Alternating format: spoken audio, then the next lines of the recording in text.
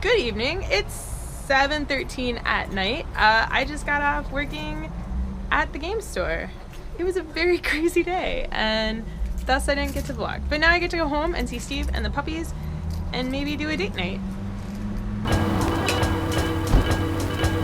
All I need is you, baby, baby. There's a churro cart.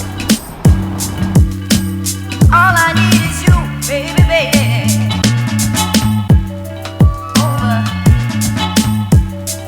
love. Over love.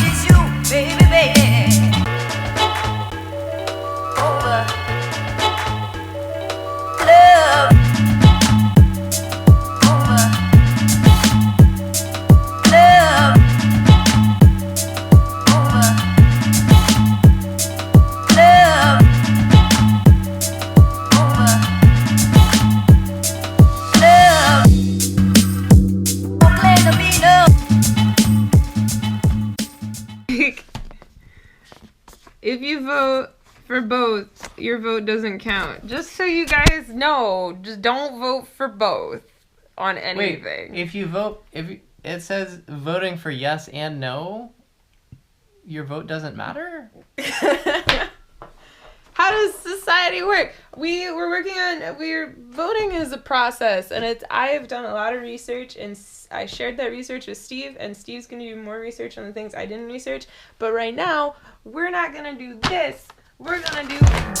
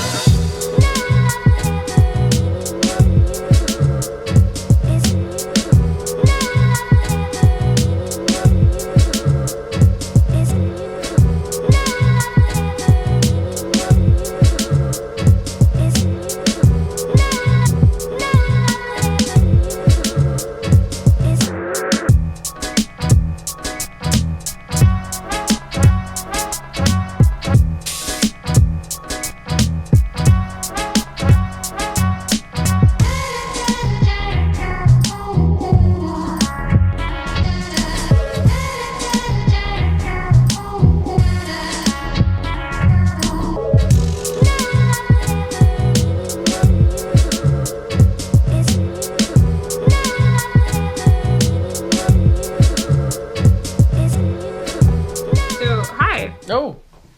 Hello, Internet. I didn't see you there. That's how you start Kickstarter videos. This isn't a Kickstarter video. So, 13 Days, designed by Daniel Peterson and Oscar Grenrud. I'm really sorry about the pronunciation of that. Is a basically like 45-minute. I know. Really? I know. Really? Yeah.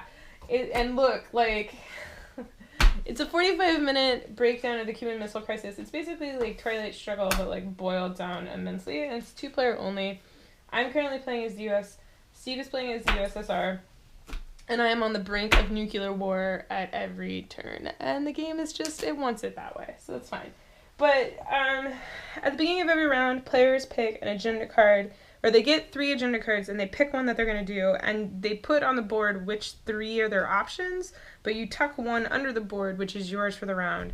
And then you get 5 strategy cards, which you can play as commands or as events. And if you play a card which is your opponent's card, the opponent has an option to trigger the event on the card. And by command, it just means you get to put cubes on the board.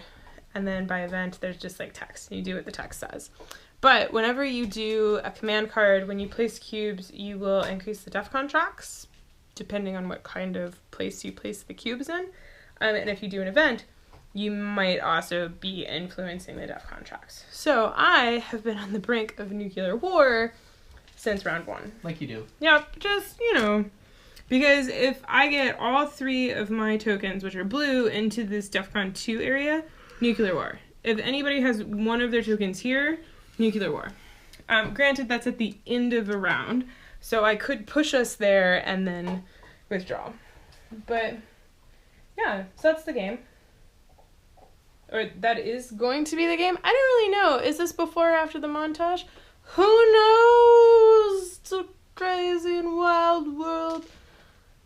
Back to reality. Also, just fun fact, because the dehumidifier filled up.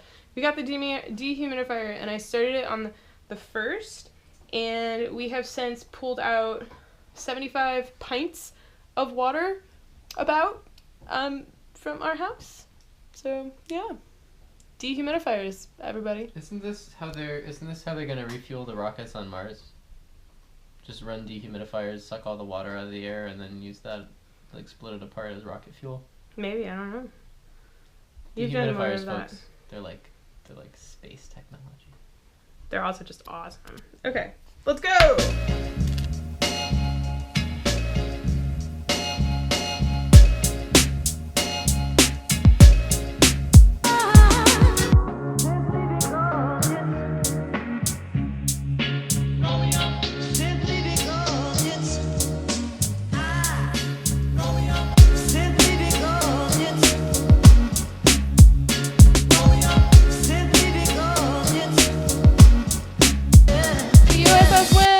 By really flirting with death and destruction. What'd you think of it?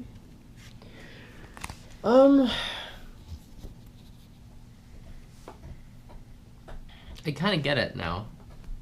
Like the Cuban Missile Crisis or the game? The game. No, like, I was kind of tired when we started playing, but, like, it doesn't make sense to go after a battleground that's already scored, probably.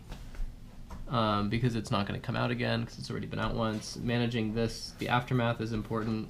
The personal letter is not as important as I thought it would be, because it seems like it's just a tiebreaker, unless you have the agenda for it. Now that I've played once, I see how you can at least second and third round, you can kind of predict which thing your opponent is going to based on the flags. And their actions. It feels really dependent on the cards in your hand, because there's only 5. You have to play 4 of them. The order you play them in is important. I don't know, it's interesting. I'd like to play it again. Makes me want to play Twilight Struggle. Personally, I'm like looking at our 2-player shelf, and I'm like, there's other stuff I'd rather play. Which makes me wonder if I will have the same opinion about Twilight Struggle. I like me some Twilight Struggle. Yeah, and I would play it because of you, and I like it well enough to play again, but... Yeah, the Twilight Struggle, it definitely feels more tug-of-war-y over certain areas. Like, this does too, but I guess it feels like you're trying to do the tug-of-war within a round to score it, and Twilight Struggle kind of feels like you're playing the long game in areas. Like, you're doing, like, multi-turn stuff. And in this, because your turn is dependent on your agendas, it's kind of hard to plan for the next round. Yeah. It's very much, what am I doing this round? Yep. But it's interesting.